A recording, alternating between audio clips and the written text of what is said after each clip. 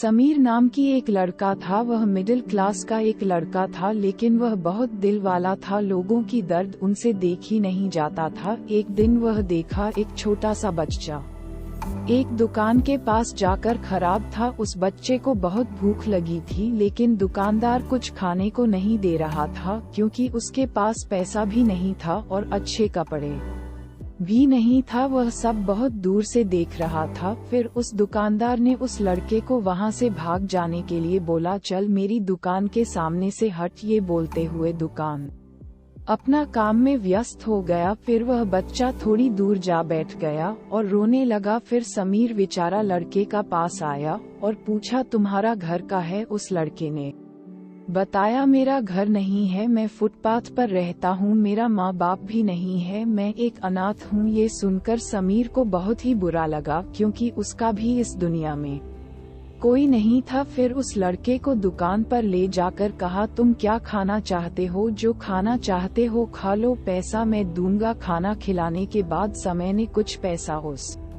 लड़के को दिया और कहा, तुम कोई एक छोटा मोटा काम करो इस पैसे से। लेकिन वह लड़का बहुत ही खुददार था, वह पैसा लेना नहीं चाहता था। फिर भी वह कहा, नहीं, तुम ये पैसा ले लो और जिस दिन तुम्हारे पास पैसा होगा तब तुम मुझे ये पैसा वापस कर देना। उस छोटे से बच्चे नहीं सब्जी मंडी गया और कुछ सब्जी खरीदी, फिर उस सब्जी को बेचने लगा। ऐसे करते करते बहुत दिन बीत गया। बहुत साल के बाद समीर फ्लाइट से जा रहा था, तभी उसके पास एक बंदा आकर बैठा और उसने बोला, आप मुझे पहचानते हो क्या? समय ने कहा, नहीं, मैं तो तुम्हें नहीं पहचानता। फिर उस आदमी ने बोला, बहुत साल पहले आपने मुझे कुछ पैसे उधार दिए थे, जिसके बदौलत मैं आज इतना बड़ा आदमी बन गया। आज मेरे पास बहुत पैसा है और मेरी कमाई हुई पैसे से मैं कुछ पैसा गरीब लोगों में बांट देता हूँ। आपका धन्यवाद देना चाहता हूँ। उस दिन आपने मेरा इतना